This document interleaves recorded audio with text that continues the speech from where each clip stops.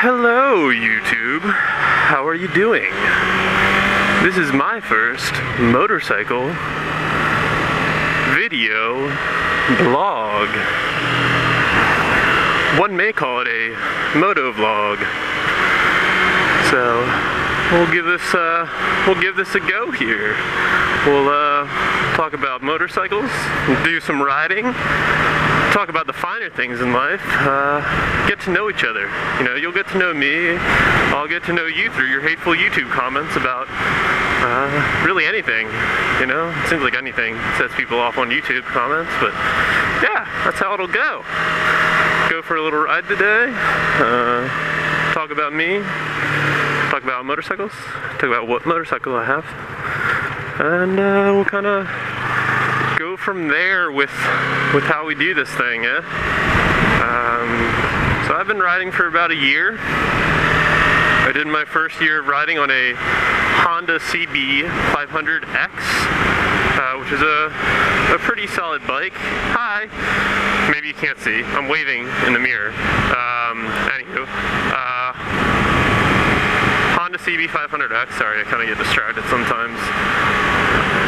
Which was it was a good bike. Again, had it for about a year.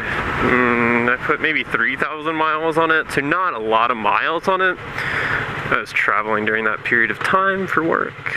A lovely period of time in my life.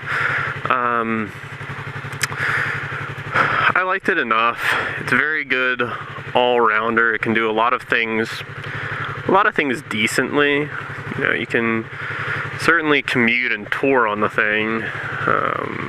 You can get a little sporty with it, but not so much. It has that kind of a high seat position. You're sitting very upright, and it's not really designed for that. But again, good all-rounder. It got me into it, taught me what I like about bikes, and kind of just went from there with my interest in what kind of bike I'd really want to have. So, can't complain about it. Learned some lessons on it, and got to where I am. I think what could be interesting, because I think people have all kinds of reasons for getting into biking, is talking about why I got into motorcycles. You know, about a year and a half ago or so, a buddy of mine was like, yeah, I was looking online and saw these really cool motorcycles, these cafe racers. So he was all about the cafe racers, and he was like, I want to learn to ride, and I want to get one of these guys. I want to like restore an old bike, which is pretty cool. And I was like, yeah. I mean, they're cool looking machines. I definitely be down to learn to ride. It's something I thought about before that point. I had thought about it growing up. I'm 24 for reference. So when I was younger, I had thought about it, but I never really pursued it or thought about it seriously. I didn't like grow up riding dirt bikes or anything like that. I know some of you guys have had a lot earlier experience with motorcycles. So it's not something I was opposed to, and then when my friend brought it up, I was like, yeah, that sounds like it'd be a good time.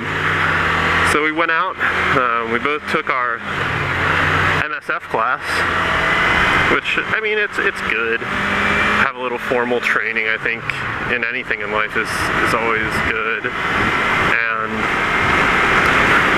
I know for me and my friend it was perfect, because we didn't know anybody with bikes. It's not like we were like, oh yeah, my buddy has a bike and then he's gonna like let me ride it around and learn on it. So it worked out nicely. And I think sometimes learning from a neutral source, you know, not using your buddy's bike, 'cause then if you drop it, are you still gonna be friends? Is he gonna love you anymore? So learning in a format where you pay somebody to teach you and you use their bikes, and if you drop them, that's kind of part of the shtick, is great. Oh man, I don't want to go up here. I was just kind of autopiloting. We'll go up here. It's fine. I'll cut off where I meant to go later. Yeah, so that's how I got into it. I'd recommend it if you're not riding yet and you're kind of watching moto vlogs and considering riding. I'd recommend the MSF course. It's an easy way to go. Grab a buddy who you want to ride with and go and take it together. And then you got yourself one buddy to ride with, and maybe you meet somebody else in the class to ride with. Who knows? I didn't. They're a bunch of lame-os. No, I'm kidding. They were all fine. They were all good people. Yeah, so I got into riding, been riding about a year. I guess we can go on to what I ride now. Right now I have a Yamaha YZF R3. It's the 321cc Yamaha, and I love it. I love most everything about it. I was really, you know, I had my 500X and it was all right. I was very neutral about it. I was like, I don't love this bike. I got it for the reasons I mentioned earlier. I read a lot of reviews on it, and it's a really well-reviewed bike. You know, oh, it's a great all-rounder, great, you know, for commuting, all this and that. I did use it for commuting a lot. So I was like, okay, well, I don't know much about motorcycles yet. Like, let me take this advice here. So I got it. I rode on it. Didn't love it. So when I would, you know, park it and get off, I wasn't staring back and saying, oh my gosh, I love my bike. I'm gonna pop off here. So that, you know, guys, when you're getting a bike, you should get off the bike and turn around and look at it and be like, oh my goodness, I can't wait to get back on. That is what it is to me. There's no reason you shouldn't love your bike. Unless the bike you love is exclusively a, you know, Kawasaki H2 and it costs $50,000 and you can't afford it, well, you know, make some compromises in life, man. So anyways, yeah, got the R3. I've actually only had this guy about a week or so. I put 249 miles. I know you can see in the video. 249 miles on it, so not a ton, I suppose, but I've definitely taken it for a few strolls. Really enjoy it. I guess talking about maybe why I chose it, maybe that'd be interesting. I think it's a heftily covered subject as far as these 300 class motorcycles that have all come out. So when I was looking to transition from the 500X, I knew I wanted a sport bike of some kind, and I knew I wanted small. I'm not a guy who needs to go fast. I'd rather just have a bike that I enjoy, that I can kind of ride more towards its fullest potential. So I was looking at the 300 class, so that would be, to me, I know some people throw in a couple other ones, but I was looking at the main four I was looking at was the Honda CBR 300R, the Kawasaki Ninja 300, which is a classic, the KTM RC 390, and then this guy, the Yamaha R3. And I had been looking at them for months, man. I was kind of hankering, but I was like, okay, I'm going to give myself a full year on the 500X before I change. I was like, I don't, you know, let me just keep it for a year and be reasonable. So I had done a lot of research, and I had kind of gone back and forth a few times. When I first kind of delved into it, I was like, oh man, the KTM. The KTM is great. It's way better than all the other ones. And maybe it is. I loved the styling on it. I thought it just was aggressive, and it was really out there trying to be something, you know? It was designed. It made a conscious effort to get out there. Then, ooh, we can give these guys a wave. Let's give them a little dinkly wave. Hey dudes, riding some dual sports. So the KTM, I thought about what ultimately drove me away from it was it costs more. It's the most expensive of the bunch. I don't remember the dollar figures off of my head, but it was, oh man, mid 5,000s. And the range on it has a smaller fuel tank. So those are the two main reasons. Mostly the cost. People do have things with the dealer network, but mainly the cost. Dealer network was a consideration. But I mean, it's a great bike too. It's the most powerful out of the bunch. It has that bigger single motor. Cool bike though. Moving down the line, the Honda, the CBR 300R. I think if I was brand new again, had never, you know, I'd just taken my MSF class and was getting on a bike, that would probably have been a good bike. That actually probably would have been the right bike for me to get on instead of the 500X ultimately, and I probably would have kept it and would have never gotten this. So what can you do in life? I'm happy with the bike I have now. But for me, having ridden a year, a 286cc motor wasn't really what I was looking at. It's not unmanageable. I also, I guess now is a good time to tell you, I do have another bike. I have a Honda Grom, so I have the little 125, and I have way too much fun on that bike. We'll do a vlog on that, riding that around and taking a look at it separately. But the CBR just a little underpowered. I think Honda design, at least on their entry levels, so I would call that the 300R, the 300F, the 500 triples, you know, not triple engines, the XR and F, I think I got that right. It's very muted. The design is very muted to me. It's not making an effort to get out there. I think it's, you know, wide appeal type design. It's not bad. It's not like ugly, but it's not aggressively styled. It's not like sophisticated. I don't know. It just felt very muted, I guess, is the way I would phrase it. So that's the main reason, the Honda. I mean, I really considered it because it is so well reviewed. It's supposed to be really refined. The handling's supposed to be great, but it really just didn't fit my needs.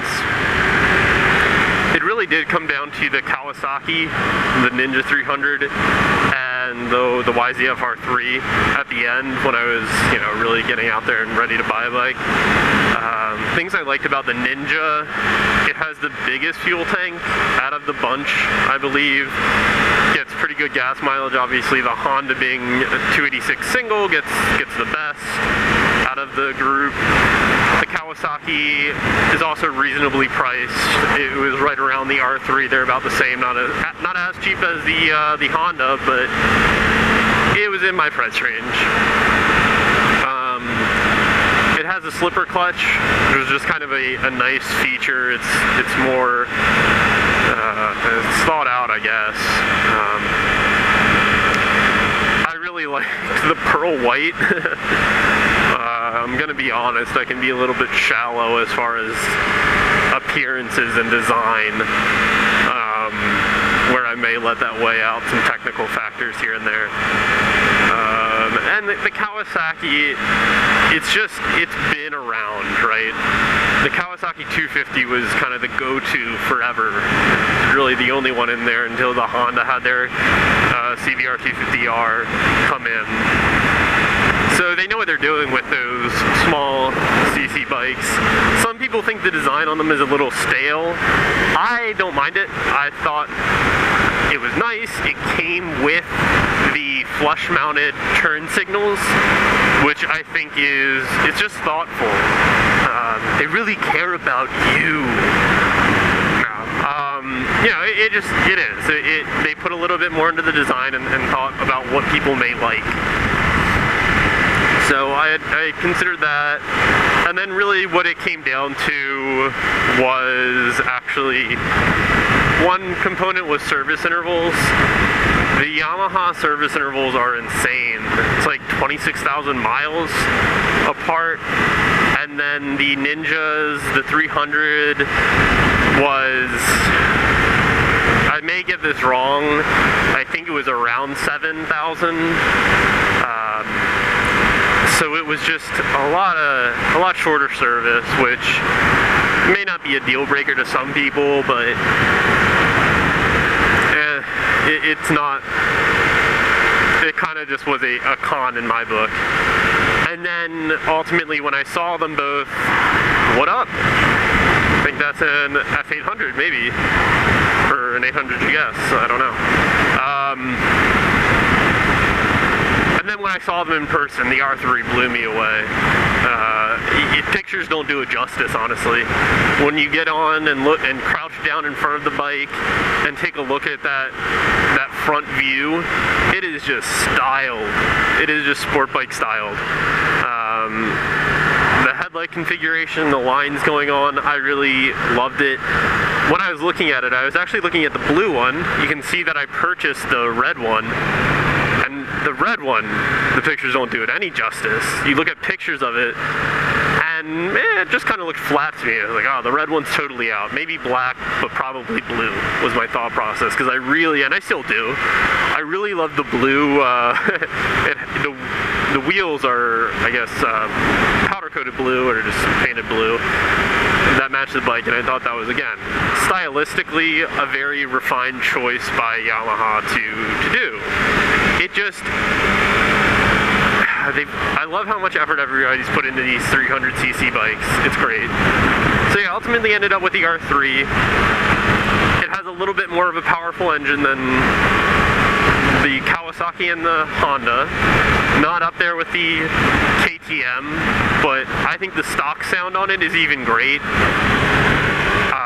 Let's second talk about add-ons that I want to do for this guy all day long. An exhaust system, I don't know if I'll do full exhaust or slip-on, but I'll do something with it.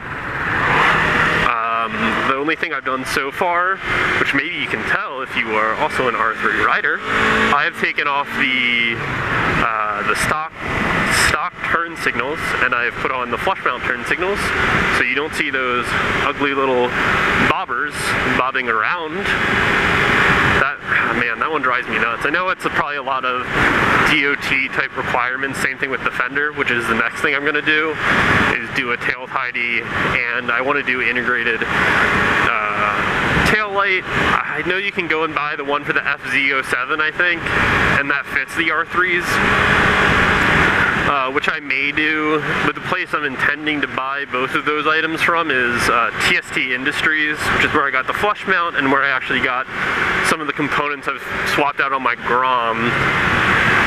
Just because I don't know, they have nice stuff, it was reasonably priced, and they have it up on their site that they're working on an R3 integrated tail light with a fender eliminator, so I just want to wait to buy it all from one place and know it works together. And they also have pretty solid YouTube tutorials, which I find helpful.